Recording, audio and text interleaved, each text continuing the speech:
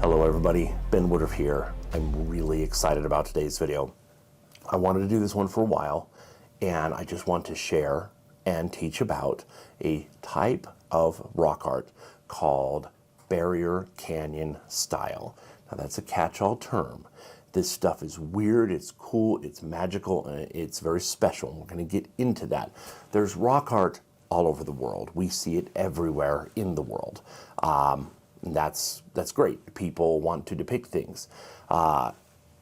This is different, and I'll get into why it is. And I've been all over the place. I've seen, you know, really ancient stuff. You know, the oldest that we find in North America. We find some petroglyphs of like woolly mammoths occasionally, and that's not attributed to any particular style. It's just like, well, these are probably like clovis hunters, woolly mammoth hunters, and they depicted something that they saw or that they revered. It's not a big artistic tradition that we can lump in our little textbooks and classify. So there's older stuff, but barrier canyon stuff is among the oldest, and some of it may date back as far as 9,000 or 10,000 years. There's earlier dates that people often give, but the thing about it is we find artifacts in conjunction with them at some of these sites that replicate what is being seen, and those artifacts carbon date to like 9,000, 10,000 years ago, which is incredible. So this is incredibly old stuff. It's mostly just in Utah, and it's a very unique style. So the first thing about it that is so strange is it's almost exclusively humanoid. That's very unusual. You do see some animals occasionally, and the animals are odd. They're very strange. But it's almost always humanoid. Now, what do I mean by humanoid? By humanoid, I mean that it's kind of an anthropomorphic human. These could depict humans. They might depict humanoid-shaped spirits. Some people even like, they depict aliens. If they depict any sort of like an animal human, then it's got the body of a human with maybe either like horns or antlers. These might be a headdress, or they might be, this is like the spirit of the deer, the spirit of the buffalo, and he's got horns on his head. But the point is, they're recognizably humanoid. So whether these are spirits representing individual living people, representing the dead who have passed on, we don't know. And nobody really knows. They're so far back that we're very disconnected. When you get that far back, thinking is different. But let me tell you why this is strange. Normally, everywhere in the world, when people start to do any sort of art, the first thing they do is normally they're like, okay, they might do some little zigzags or dots or whatever, or maybe handprints. The handprint is the first thing, right? Because the handprint is like, oh, self-awareness. I am what? I am alive, but I am going to die. Well, I'm here now, so I'm going to mark my handprint on a wall and say, I was here. And we see that all throughout the ages as a graffiti. People leave their handprints. You have later times, like you have the ancient Greeks would graffiti on their own walls of their own places. You know, Maximus was here. You have Greeks and Romans who would visit ancient Egyptian ruins. Those Greeks and Romans are ancient to us, but these Egyptian ruins were even more ancient, and they will, you know, Maximus was here, like engraved on the thing. And you have it all the way in today's world. You go on a road trip in any bathroom at any gas station, you've got somebody who's scribbled in the walls of the bathroom, you know, Frederick was here or something. You know, it's like we have this desire to not be forgotten. We want to be remembered. We want to make our mark in some way, even if it's a dumb, thoughtless way. So one of the bad things is, of course, is people vandalize petroglyphs. Don't do that. Don't leave your mark over an existing petroglyph. I mean, one of the ones that's most grievous is there's one in 9 Mile Canyon. I did a video on this recently, and it's like, geez, there's this beautiful, you know, it's like an elk or deer, and somebody put no trespassing right over the top of it and even misspelled it. It's like, come on, you even if you have to put spray paint no trespassing somewhere else, don't do it over this ancient art. It's just stupid. It's just thoughtless and needless. But again, my point is, humans normally, we do dots and zigzags, and then we start to do handprints, as is all over the world, and then we start to depict the animals around us, the animals we hunt, the animals that hunt us, and the animals we revere and the animals we fear. Some of the best examples of this are in Chalvis Cave, France, which dates back like about almost 40,000 years. It's incredible. I look up, Werner Herzog did a brilliant documentary. He was like the only person ever allowed to go in and film, and he did a documentary on Chalvis Cave. I highly recommend you look it up and watch it. But in Chalvis Cave, the paintings are incredible, and they have motion, and they have like motion lines, almost like in cartoons. And there's cave lions and bears, and there's woolly rhinoceros and woolly mammoths and bison. And what's really cool too is that cave bears would go into these caves, and they would also mark on the wall. So you'll have this 40,000-year-old painting, and then you'll have these bear claw marks clawing through it. It's pretty cool. It's pretty wild when you think about it. So, but again, the first thing that is strange is that the Barrier Canyon style is almost exclusively humanoid figures, almost exclusively. And usually humanity starts with, dots, handprints, animals, and then eventually moves to depicting humans. And that's very late in the artistic development of a culture. But right out of the gate, bam! Barrier Canyon, almost all humanoids. It's very strange, very odd. Second thing, almost all of the Barrier Canyon style are painted, not chiseled. So, a little definitions here. Rock art is just kind of a term that we've kind of dumbed down. There's really two kinds of rock art. There's petroglyphs and pictographs. Petroglyphs are pecked into the rock, and I have a video on how that is done. If you look at my videos, not a lot of people have checked out that video, and I'm like, that's actually a video I'm really proud of, demonstrating the actual way it's done, because all the armchair archaeologists sit back and hypothesize and have never actually tried it, and I demonstrate how it is done and give the evidence for it. Petroglyphs, okay? Pictographs are painted. Pictographs are far more rare, and usually they come later. You think about early peoples all over the world were working with stone. They're working with, like flints and cherts and denser rocks to shape the world around them. The hardest things they had were the flints, the cherts, the agates, the obsidians, the jaspers.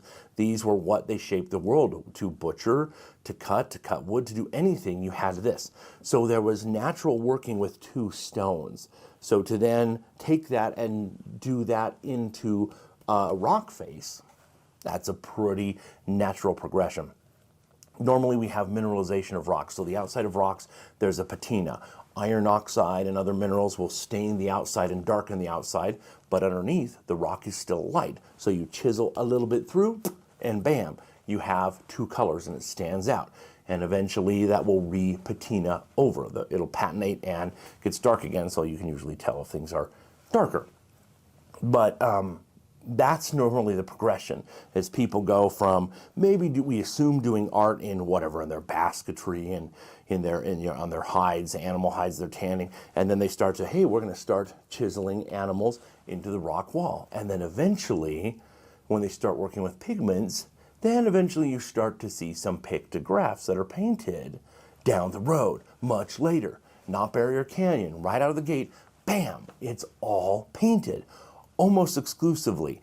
Now, there are some candidates for exceptions. One of my favorite rock art panels is near Moab, Utah, and it's really close to the road, and unfortunately people often graffiti it, but it's really cool, and one of the figures very much seems to be in the tradition of what we call the Barrier Canyon style, and it is a petroglyph, not a pictograph. It might not be Barrier Canyon, but it seems to be. But that is rare. Normally, Barrier Canyon is almost always painted with red ochre pigments. Now, there will be augmentation with white and very rarely a little bit of yellow, but it's almost exclusively iron oxide red earth pigments. Now, how is this done?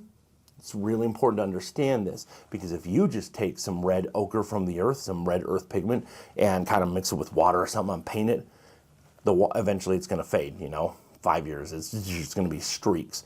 And we do see that. We do see some cultures. There's a site in Nevada, in Great Basin National Park, and those figures were just painted directly with kind of earth pigments and probably some animal fat.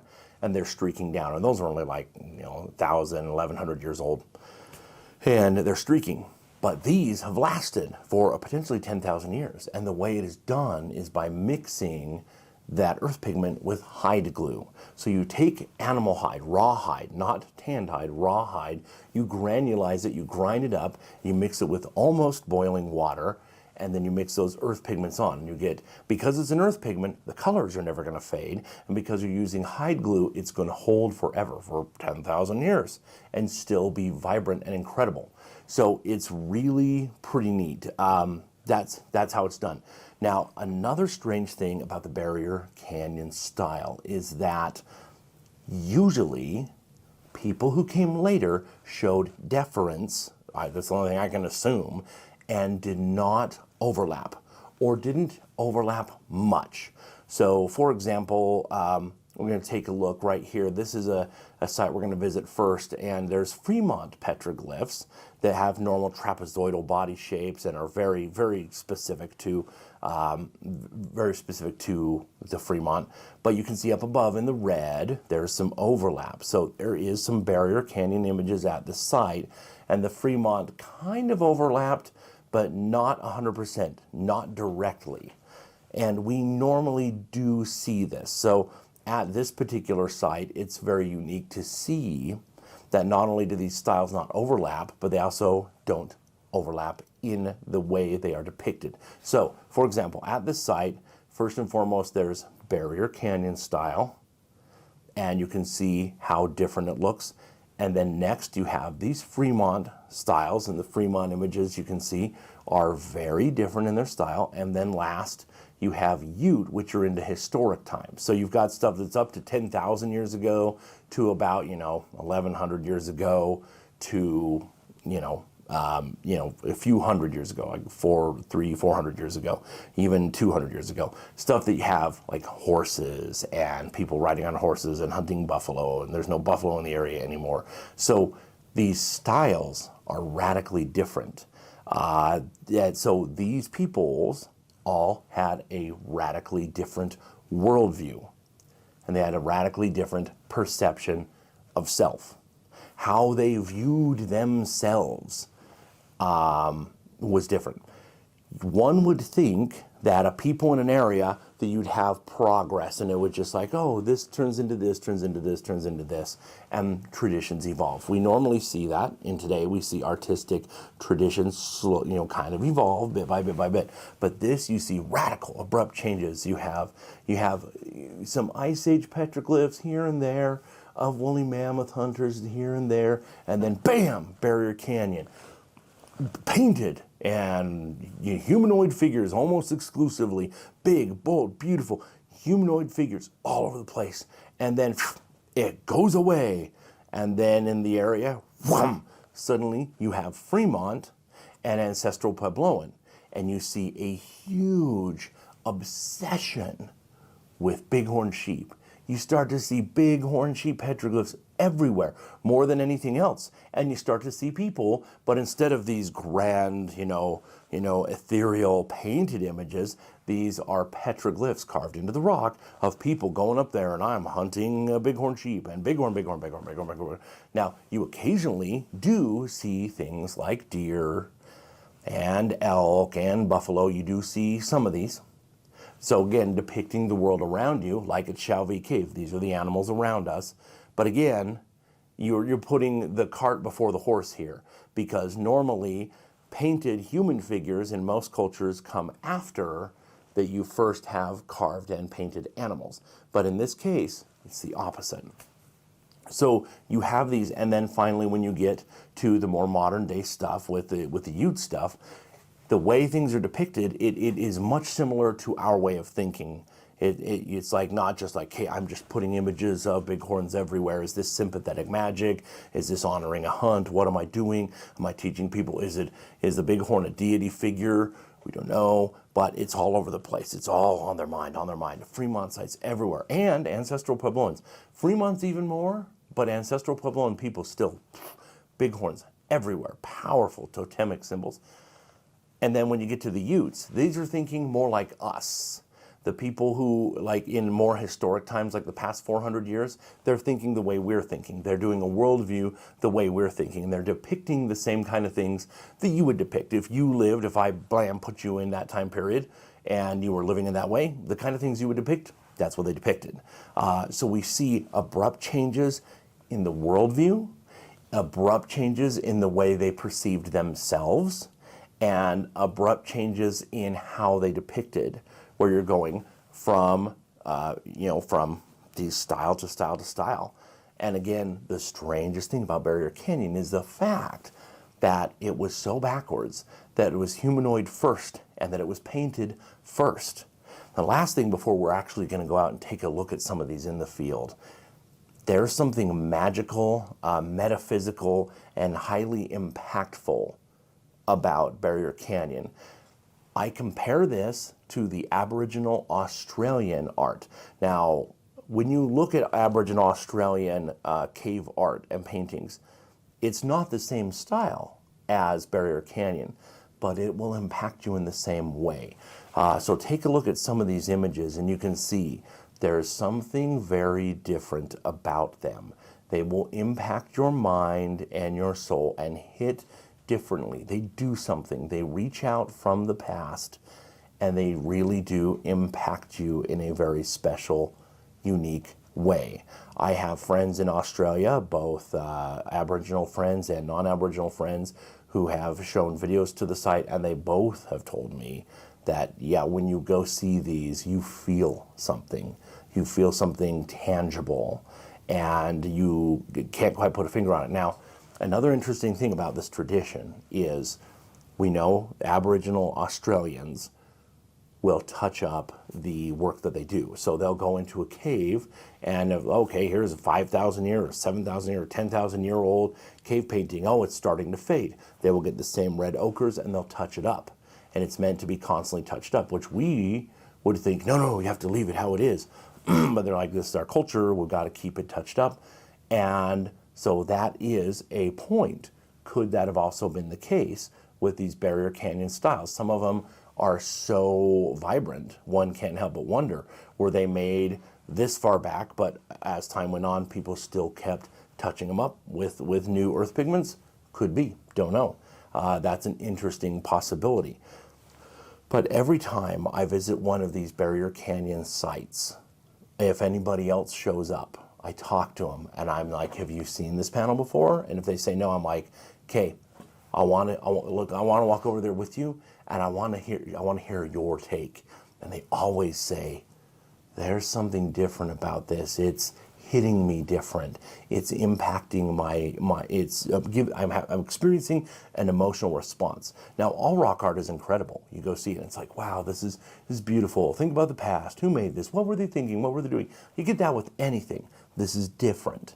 It seems to transcend deeper, and you're connecting to somebody from the past in a way that doesn't seem to happen in the same way with other rock art around the world.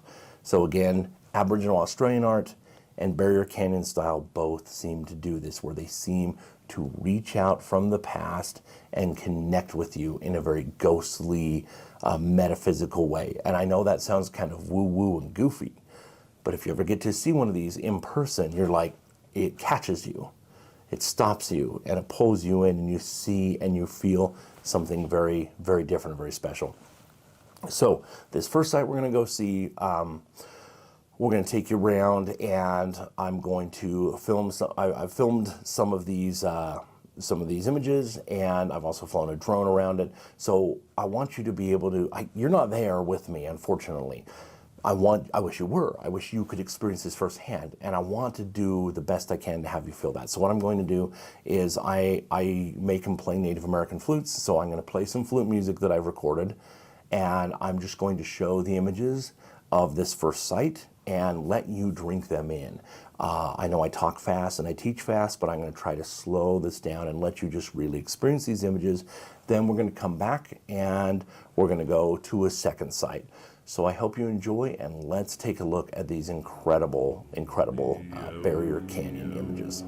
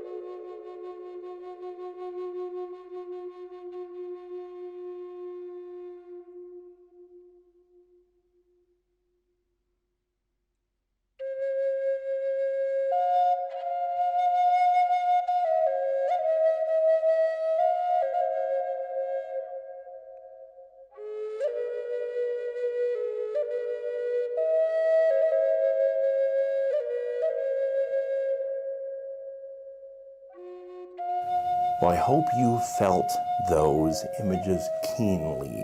They're special. And please, if you ever visit them, be respectful, don't deface them, and just drink them in.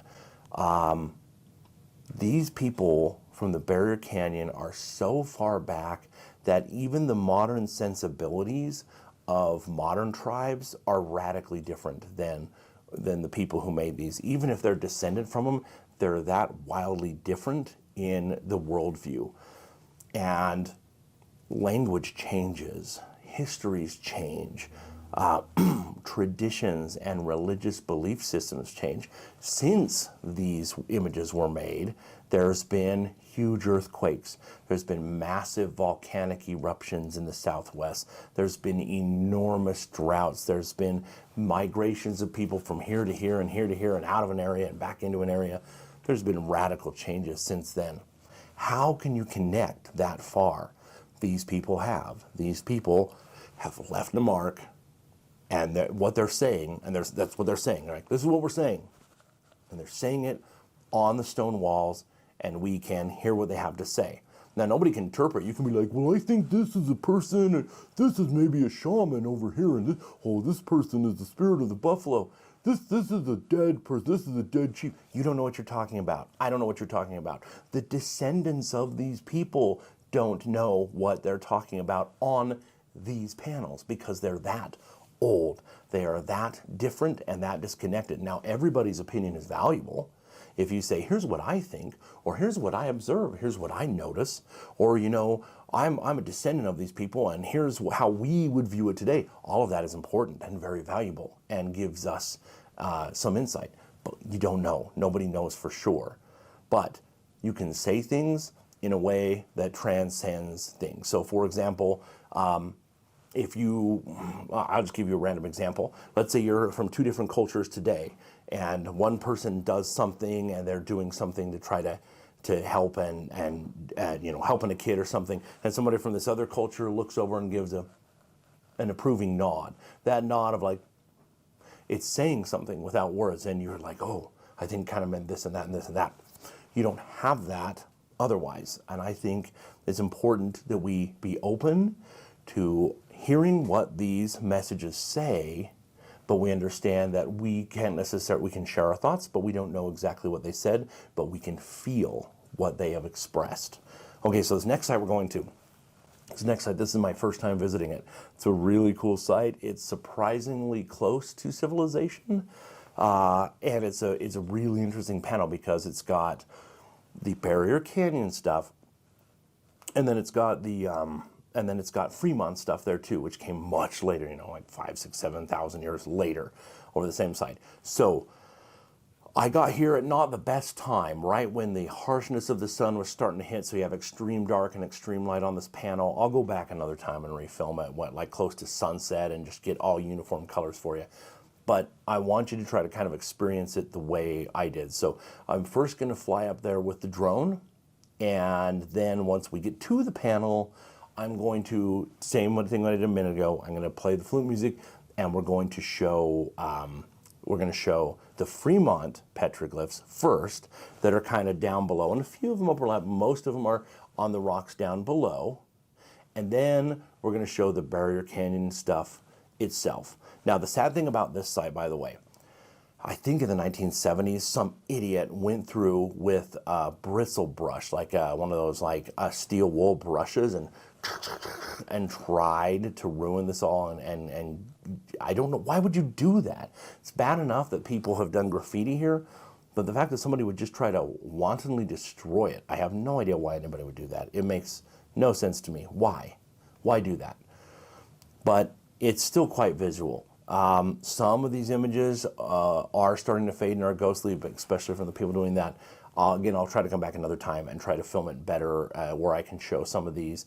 Some of the ones that are in the direct sun you can't see as well, but it doesn't matter. These are still incredible. So again, first we're going to see the Fremont stuff and stay till the end because the last stuff I'm showing is the barrier cage stuff at the site. And again, this is my first time seeing this site. I've wanted to see it for years and I loved it. So let's go ahead and take a look.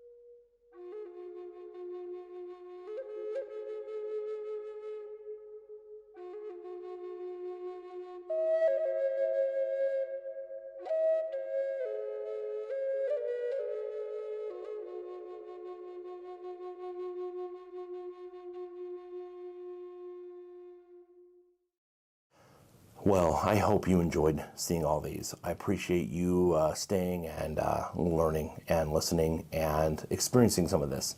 I would love to hear your stories, and especially if you've encountered any rock art, whether it's Barrier Canyon or otherwise. I'd love to know your emotional response. What experiences have you had being in the presence of some of these ancient images and connecting with people of the past in a way that transcends written language? I'd love to hear your stories in the comments down below. If you haven't already, if you could subscribe to my channel, it helps me keep this up and going, keep doing what I'm doing. And yeah, I just really appreciate you letting me share this with you. Please always be respectful. It's best if you know where a site is.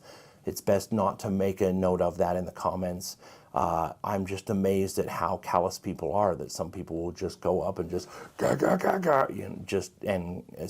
so share your stories, but maybe let's not share the actual locations of these sites, because there's people who get it and there's people who don't, and it's sad. So thank you for learning more about the Barrier Canyon style art with me, and I intend to share more of it down the road. And always remember that life is a gift, so never stop learning and never stop exploring. We'll see you next time.